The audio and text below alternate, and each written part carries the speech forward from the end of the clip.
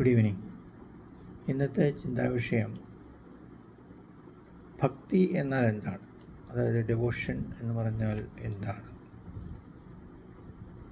ചുരുക്കി പറഞ്ഞാൽ വിശ്വാസം, സ്നേഹം, ആരാധന, ആദരവ്, ഇഷ്ടം അല്ലെങ്കിൽ ആസക്തി എന്നൊക്കെയാണ് ഈ ഭക്തിയുടെ മറ്റ് നിർവചനങ്ങൾ, അതിൻ്റെ അർത്ഥം കൊണ്ട് ഉദ്ദേശിക്കുന്നത്.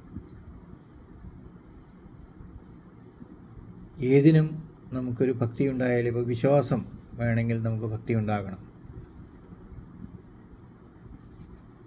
സ്നേഹം വേണമെങ്കിൽ നമുക്ക് ഭക്തി ഉണ്ടാകണം, അല്ലെങ്കിൽ നമുക്ക് ആരാധന ചെയ്യണമെങ്കിൽ ഭക്തി ഉണ്ടാകണം, ആദരവ് ഉണ്ടാകണമെങ്കിൽ ആ വ്യക്തിയോട് അല്ലെങ്കിൽ ആ പ്രസ്ഥാനത്തോട് നമുക്ക് ഭക്തി ഉണ്ടാകണം, വിശ്വാസം ഉണ്ടാകണം. ദൈവത്തോട് നമുക്കുള്ള യാഥാർത്ഥ്യത്തോടു കൂടിയ ഒരു വൈകാരികമായ സമർപ്പണമാണ് ഭക്തി എന്നും പറയാം. ഈ ഭക്തി ഇന്ത്യൻ മതങ്ങളുടെ ഒരു ആശയമാണ്. നമുക്കറിയാം, ഇന്ന് ഭാരതത്തിൽ ഒട്ടനവധി മതങ്ങളും ഓരോ മതത്തിനും ആ മതത്തിൻ്റേതായ ദൈവസങ്കല്പങ്ങളുണ്ട്. ഇപ്പോൾ ഹിന്ദുമതത്തിൽ പറഞ്ഞാൽ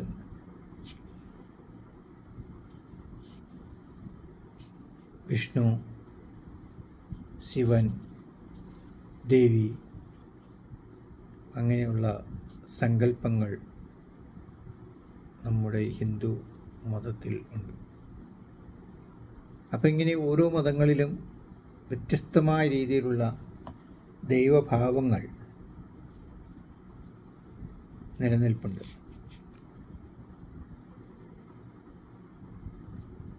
അപ്പോൾ എന്തിനാണ് ഈ ഭക്തി ഒരാൾക്ക് അത്യാവശ്യമാണോ എന്ന് ചോദിച്ചാൽ, അത് നമ്മുടെ ജീവവായു പോലെ അത്യാവശ്യമാണ്. നമ്മുടെ സമൂഹത്തിൽ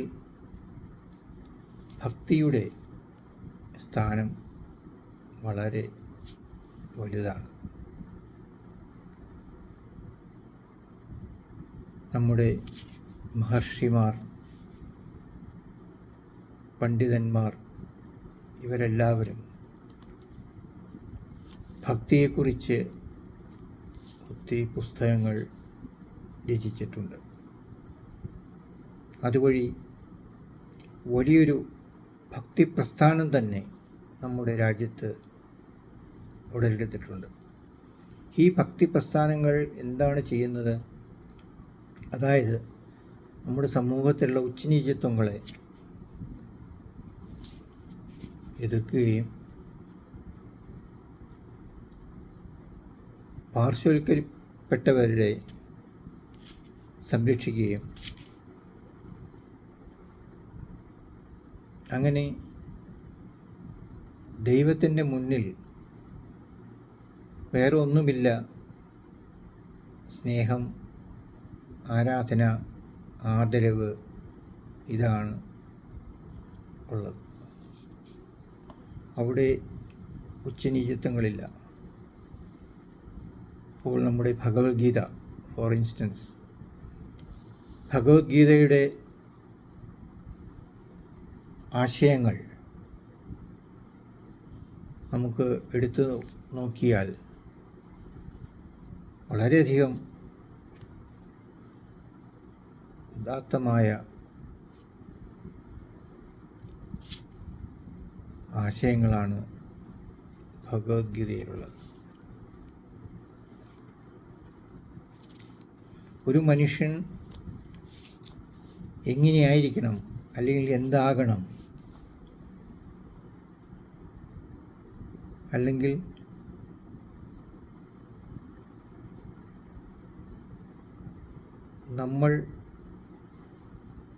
നമ്മൾ വിശ്വസിക്കുന്ന ദൈവങ്ങളോടുള്ള സമീപനം എങ്ങനെയായിരിക്കണം, അല്ലെങ്കിൽ നമുക്ക് നമ്മുടെ ചുറ്റുമുള്ള സമൂഹത്തോട് എന്താണ് പ്രതിബദ്ധതയുള്ളത് എന്നും ഇങ്ങനെയുള്ള ഭഗവത്ഗീത, ഖുർആൻ, ബൈബിൾ ഇങ്ങനെയുള്ള വിശിഷ്യ ഗ്രന്ഥങ്ങൾ കൂടി ഇത് മാനവരാശിക്ക് വളരെയധികം സൂചന നൽകുന്നു.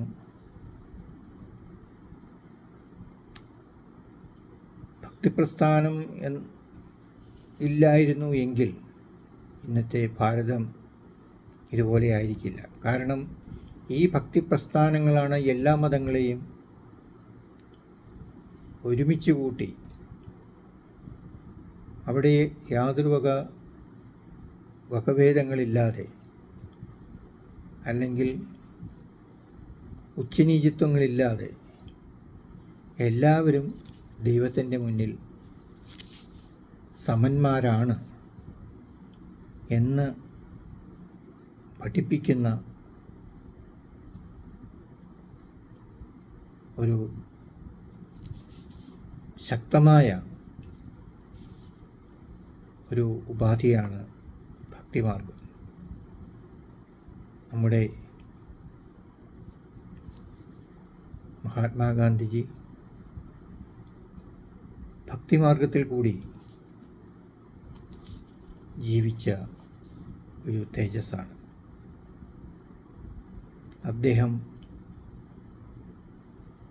അദ്ദേഹത്തിൻ്റെ പല പ്രസ്താവനകളുടെയും അദ്ദേഹം എഴുതിയ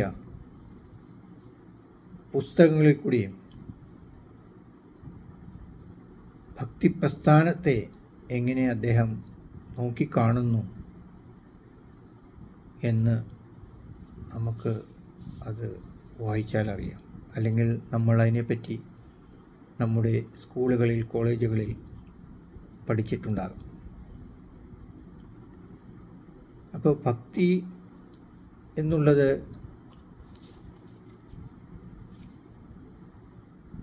ഒരു മോക്ഷത്തിന് കാരണമാകുന്ന ഒന്നാണ്.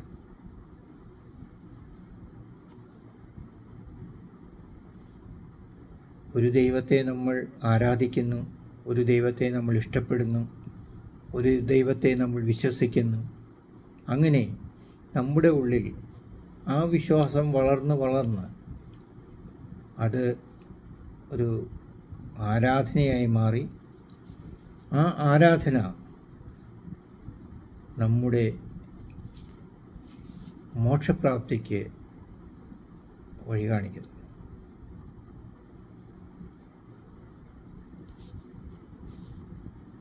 ഭക്തി നമുക്ക് ജീവവായു പോലെയാണ്, വളരെ അത്യന്താപേക്ഷിതമാണ്. ഭക്തിയില്ലാതെ ഒരാൾക്ക് വ്യക്തിപരമായിട്ട് ഉയരാനായിട്ട് ബുദ്ധിമുട്ടാണ്. എന്തിനോടെങ്കിലും ഭക്തി വേണം. അതായത് താൻ ചെയ്യുന്ന തൊഴിലിനോട് ഭക്തി വേണം,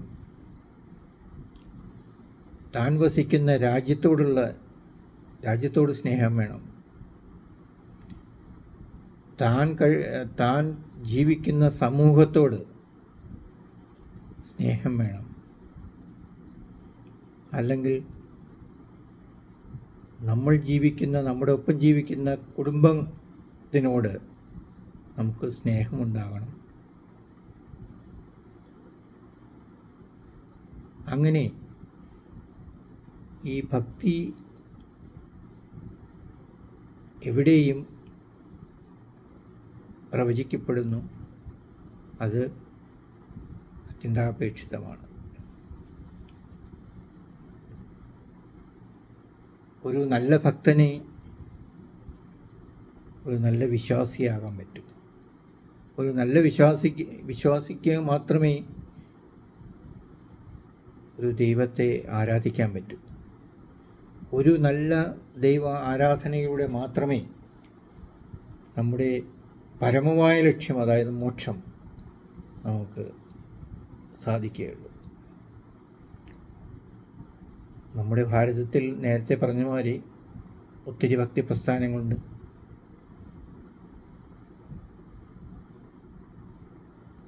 അതിനു വേണ്ടിയിട്ട് ശങ്കരാചാര്യർ അങ്ങനെയുള്ള മഹത് വ്യക്തികൾ തങ്ങളുടെ പുസ്തകങ്ങളിലൂടെ അല്ലെങ്കിൽ തങ്ങളുടെ പ്രഭാഷണങ്ങളിലൂടെ ഭക്തിമാർഗത്തെ എത്രയധികം വാഴ്ത്തിയിട്ടുണ്ട്, അല്ലെങ്കിൽ അതിൻ്റെ ആവശ്യകത എന്താണ് എന്ന് സമൂഹത്തോട് പറഞ്ഞിട്ടുണ്ട്. നമുക്ക് ഒരു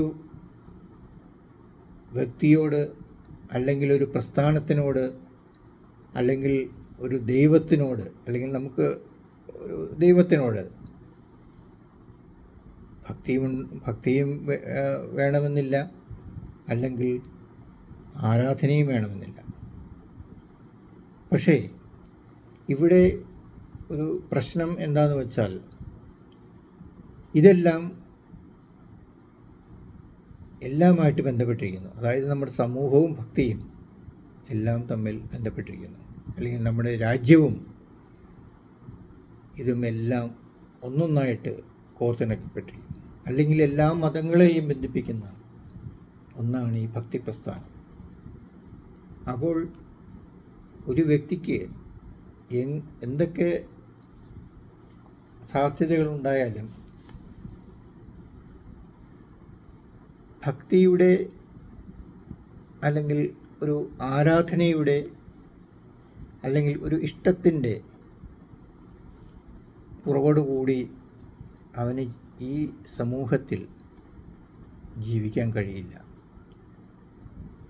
അവൻ്റെ ജീവൻ്റെ നിലനിൽപ്പ് തന്നെയാണ് ഭക്തി. അതായത് അവൻ ഏത് വസ്തുവിനോടെങ്കിലും ആശയപരമായ സ്നേഹവും ആരാധനയും ആദരവും ഉള്ളതുകൊണ്ട് തന്നെയാണ് അവൻ ഈ സമൂഹത്തിൽ നിൽക്കപ്പെടുന്നത്. അല്ലെങ്കിൽ അവന് ഈ സമൂഹത്തിൽ ഒറ്റപ്പെട്ടു പോകും.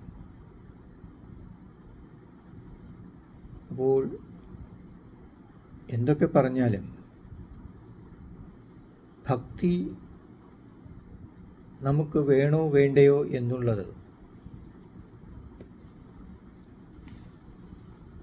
അത് ഒരു ചിന്താ വിഷയമേ അല്ല.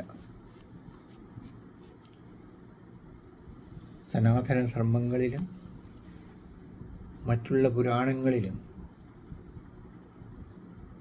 അല്ലെങ്കിൽ മറ്റുള്ള പുസ്തകങ്ങളിലും, വേദപുസ്തകങ്ങളിലും ഈ ഭക്തിമാർഗത്തെപ്പറ്റി ഒത്തിരി പ്രതിപാദിച്ചിട്ടുണ്ട്. സ്വാമി വിവേകാനന്ദൻ അങ്ങനെയുള്ള മഹത് വ്യക്തികൾ ഭക്തിമാർഗത്തെപ്പറ്റി, അല്ലെങ്കിൽ ഭക്തിമാർഗത്തിൻ്റെ ഇമ്പോർട്ടൻസിനെ കുറിച്ച് ഒത്തിരി പുസ്തകങ്ങൾ എഴുതിയിട്ടുണ്ട്. ഇങ്ങനെ ഉള്ള മഹാരഥന്മാർ എഴുതിയ പുസ്തകങ്ങളും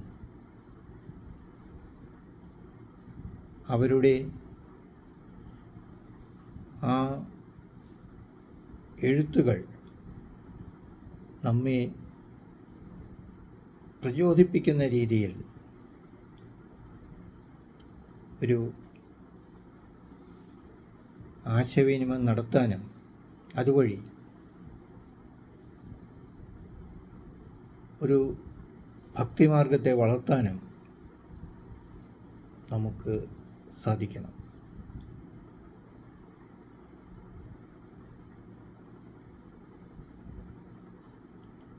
നമ്മുടെ ഓരോ മതങ്ങളുടെയും അടിസ്ഥാനം മാനവികതയാണ്, അല്ലെങ്കിൽ സമൂഹത്തിൻ്റെ ഐക്യമാണ് ഓരോ മതത്തിലും ഉൾക്കൊണ്ടിരിക്കുന്ന സത്ത്. ഹിന്ദുവായാലും ക്രിസ്ത്യാനിയായാലും മുസ്ലിം ആയാലും അല്ലെങ്കിൽ മറ്റേതെങ്കിലും ജാതിയിൽപ്പെട്ട ആൾക്കാരാണെങ്കിലും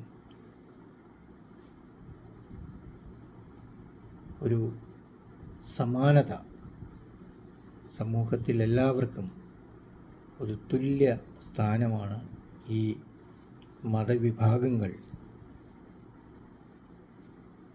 ഉയർത്തിക്കാട്ടുന്നത്.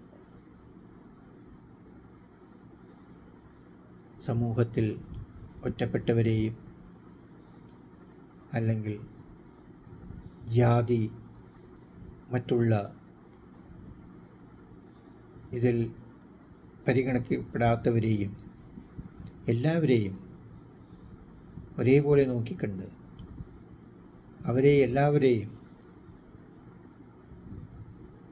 ഒരേ നിലയിൽ കൊണ്ടുവന്ന് ഇവിടെ ഒരു സാഹോദര്യം നിലനിർത്തുക എന്നുള്ളതാണ് നമ്മുടെ ഈ ഭക്തിമാർഗത്തിൻ്റെ പരമമായ ലക്ഷ്യം.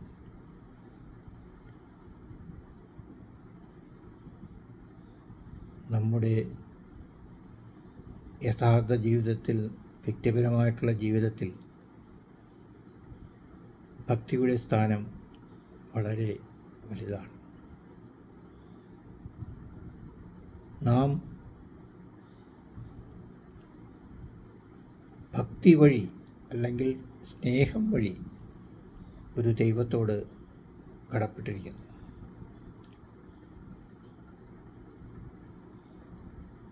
നമ്മുടെ ജീവിതത്തിലുണ്ടാകുന്ന ബുദ്ധിമുട്ടുകളും അല്ലെങ്കിൽ മറ്റുള്ള പോരായ്മകളും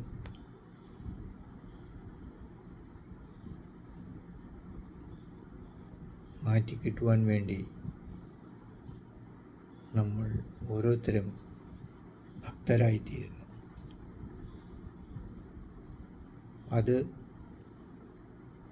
ഒരു വ്യക്തിയോട് സ്നേഹം അല്ലെങ്കിൽ ആരാധന അങ്ങനെ ഉണ്ടാകുന്നു. അല്ലെങ്കിൽ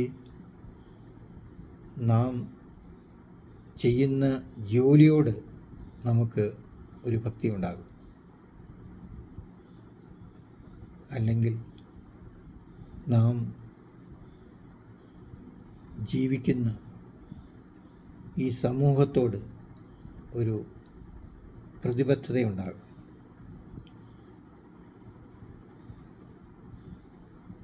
എങ്ങനെയൊക്കെ നിർവചിക്കപ്പെട്ടാലും ഇതിൻ്റെ അടിസ്ഥാനമെല്ലാം ഭക്തിയാണ്, അല്ലെങ്കിൽ ആരാധനയാണ്, അല്ലെങ്കിൽ സ്നേഹമാണ്, അല്ലെങ്കിൽ ഒരു ആസക്തിയാണ്. അപ്പോൾ ദൈവത്തെ വിശ്വസിക്കുന്ന ആളാവട്ടെ, ദൈവത്തെ വിശ്വസിക്കാത്ത ആളാവട്ടെ,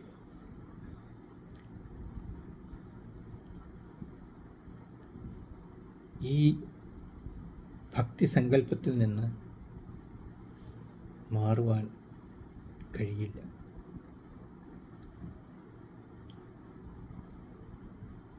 ഭാരതീയ സംസ്കാരത്തിൻ്റെ വേരുകളിൽ 7-ാം നൂറ്റാണ്ട് മുതൽ 14-ാം നൂറ്റാണ്ട് വരെ വളരെയധികം പ്രചാരത്തിൽ ഇരുന്ന ഒന്നായിരുന്നു ഈ ഭക്തി പ്രസ്ഥാനം.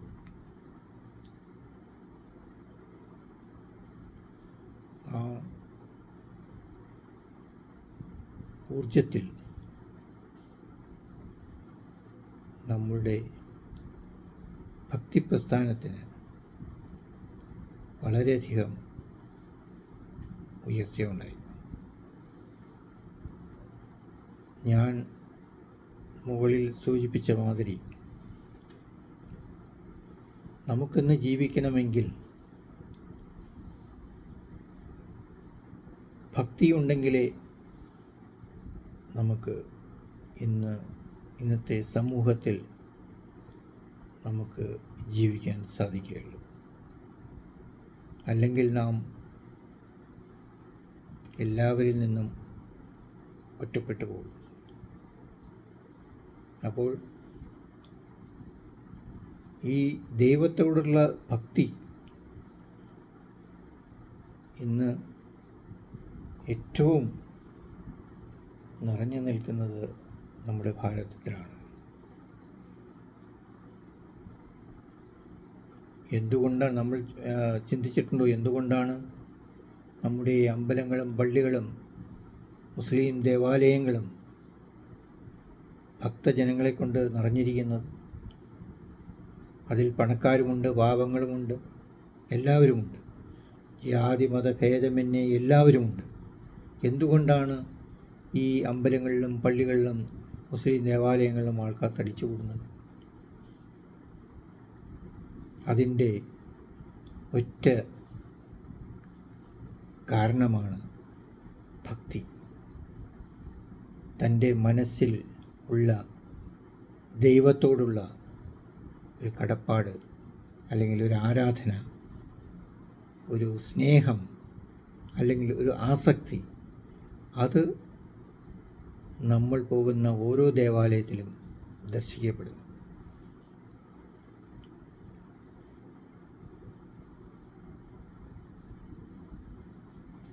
അത് വിവിധ മന്ത്രങ്ങളിലൂടെയും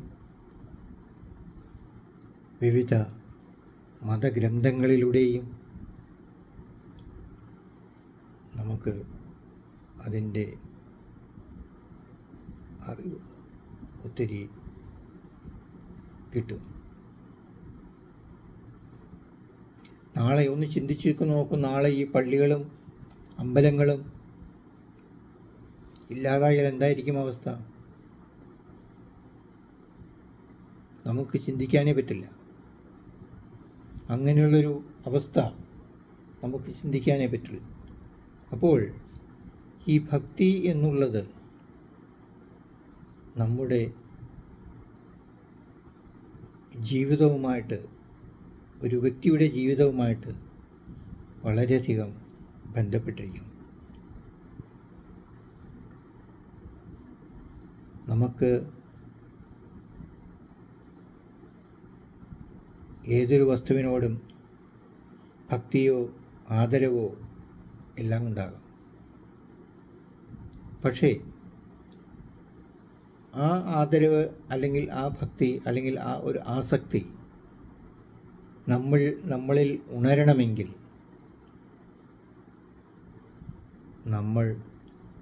നമ്മളുടെ ചിന്തകൾ നല്ല രീതിയിലായിരിക്കും.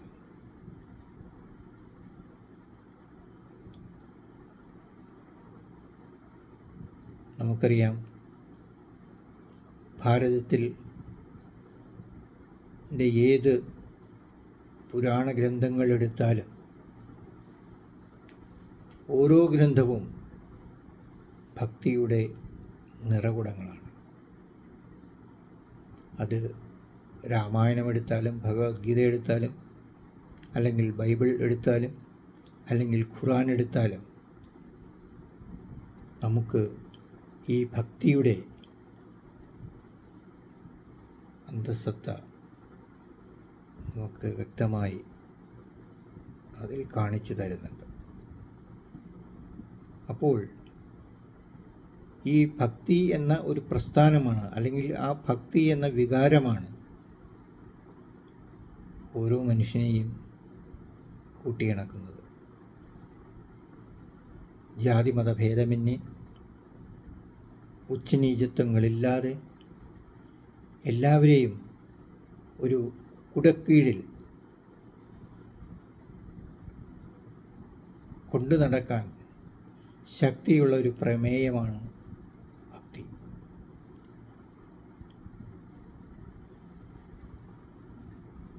അതുകൊണ്ട്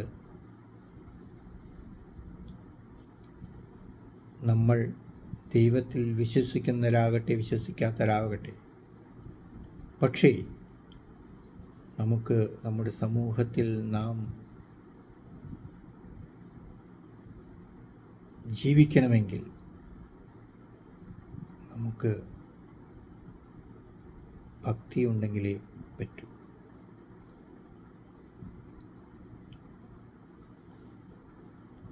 ഭക്തി വേണമെങ്കിൽ നമുക്ക് അമ്പലത്തിൽ പോകണം നിർബന്ധമൊന്നുമില്ല, അല്ലെങ്കിൽ പള്ളിയിൽ പോകണമെന്നില്ല, അല്ലെങ്കിൽ മുസ്ലിം ദേവാലയത്തിൽ പോകണമെന്ന് നിർബന്ധമൊന്നുമില്ല. നമ്മുടെ മനസ്സിലുണ്ടായാൽ മതി ഭക്തി. നമ്മൾ ആരാധിക്കുന്ന ദൈവത്തെ അത് ഒരാളോടും പറയേണ്ട ആവശ്യമില്ല. നമ്മളൊരു ദൈവത്തെ ആരാധിക്കുന്നു, അത് നമ്മുടെ മനസ്സിൽ കൊണ്ട് നടന്നാൽ മതി. അത് ആരോടും പറഞ്ഞ് അതിൻ്റെ സർട്ടിഫിക്കറ്റോ ഒന്നും വാങ്ങേണ്ട ആവശ്യമില്ല. ഓരോ വ്യക്തിക്കും അവനവൻ്റെ സ്വാതന്ത്ര്യമാണ് അവനവനിഷ്ടമുള്ള ദൈവങ്ങളെ ആരാധിക്കുക എന്നുള്ളത്.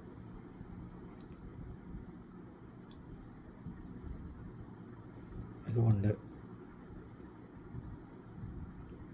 ഭക്തി അല്ലെങ്കിൽ ഡെവോഷൻ വളരെയധികം അത്യാവശ്യമാണ്, അർത്ഥവത്തുള്ളതാണ്. നമ്മുടെ ഭാരതത്തിൻ്റെ നട്ടെല്ലാണ് ഈ ഭക്തി, അല്ലെങ്കിൽ അതിലൂടെ വളരുന്ന ഭക്തി പ്രസ്ഥാനം. നമ്മുടെ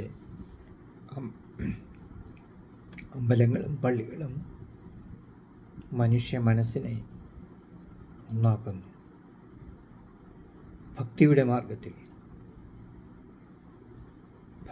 മാർഗത്തിൽ നമ്മൾ ജീവിക്കണം എന്നാണ്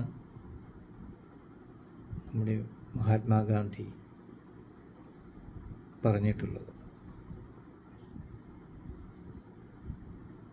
ഒരു സന്യാസിയുടെ ജീവിതം പോലെ അത്രയ്ക്ക് ലളിത മനോഹരമായിരുന്നു അദ്ദേഹത്തിൻ്റേത്.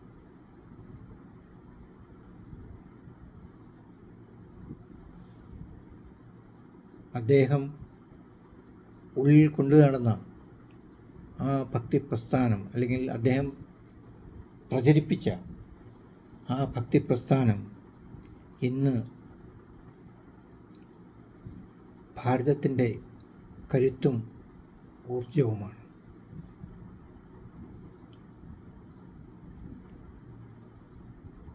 അതുകൊണ്ട് ഭക്തി എന്ന് പറഞ്ഞാൽ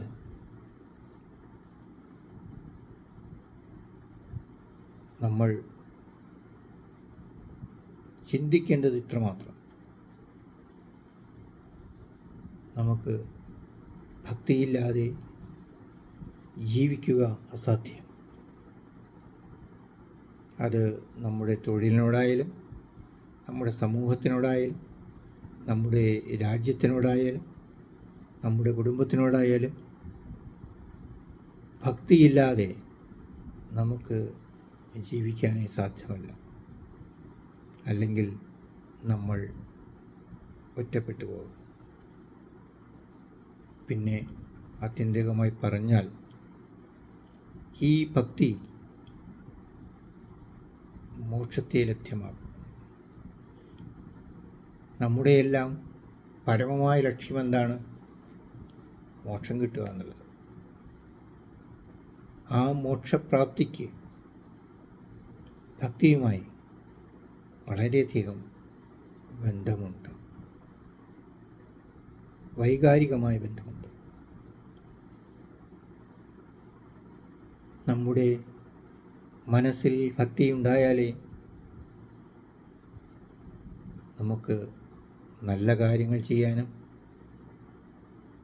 നല്ല കാര്യങ്ങൾ ചിന്തിക്കാനും സാധിക്കുകയുള്ളൂ. അങ്ങനെയുണ്ടെങ്കിൽ മാത്രമേ നമ്മൾ ഒരു നല്ല വ്യക്തിത്വത്തിന് ഉടമയാകുകയുള്ളൂ. ഇതിൻ്റെ ഭക്തിയുടെ പരമമായ ലക്ഷ്യം മോക്ഷം സിദ്ധിക്കുക എന്നുള്ളതാണ്. അപ്പോൾ എനിക്ക് വേറെ ഒന്നും പറയാനില്ല. ഓരോ മനുഷ്യനും ഭക്തി മാർഗത്തിൽ കൂടെ തന്നെ സഞ്ചരിക്കട്ടെ. അവൻ്റെ ഭക്തി അത് ഏത് ദൈവത്തോടായാലും ഏത് മതത്തിനോടായാലും അത് മറ്റുള്ളവരെയും കൂടി, നമ്മുടെ സമൂഹത്തിൽ നമ്മുടെ ഒപ്പം കഴിയുന്നവരെയും കൂടി കൂട്ടിണക്കിക്കൊണ്ട് നമ്മുടെ രാജ്യ താൽപ്പര്യത്തിനനുസരിച്ച് നമ്മൾ ജീവിക്കണം എന്നുള്ളതാണ് നമ്മുടെ പ്രഥമമായ കടമ. അതുകൊണ്ട് ഭക്തിപ്രസ്ഥാനവും ഭക്തിയും വളരെയധികം ഇന്ന് നമ്മുടെ രാജ്യത്ത്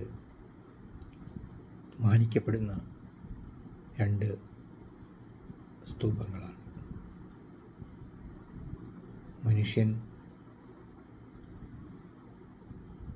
മനുഷ്യൻ്റെ മനസ്സ് ഭക്തി നിറഞ്ഞതായിരിക്കണം. മനുഷ്യൻ്റെ മനസ്സ് നന്മ നിറഞ്ഞതായിരിക്കണം. നമ്മൾ ഭയഭക്തി ബഹുമാനത്തോടുകൂടി ജീവിക്കുന്നവരാകണം. എന്നാൽ മാത്രമേ നമുക്ക് നമ്മുടെ ആത്യന്തികമായ ലക്ഷ്യം, അതായത് മോക്ഷം, അതിനെ പ്രാപിക്കാൻ സാധ്യമാവുകയുള്ളൂ. അതുകൊണ്ട് ഭക്തി തന്നെയാകട്ടെ എല്ലാവരുടെയും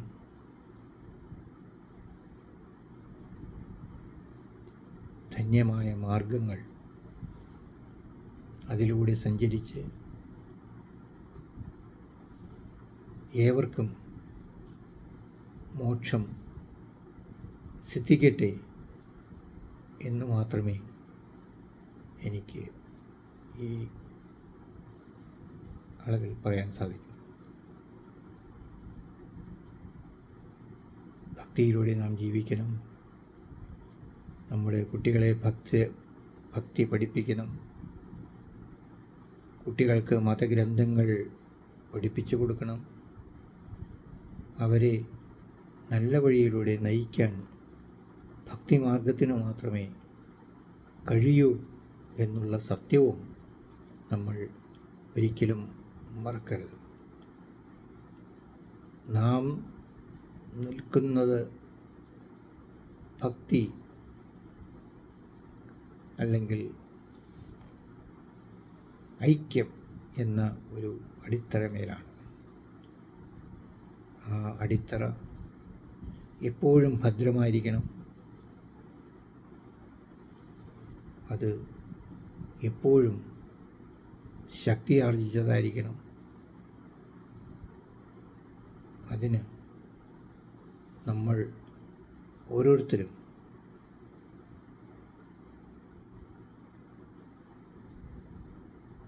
അതിനുവേണ്ടി കടപ്പെട്ടിരിക്കുന്നു. Thank you for watching.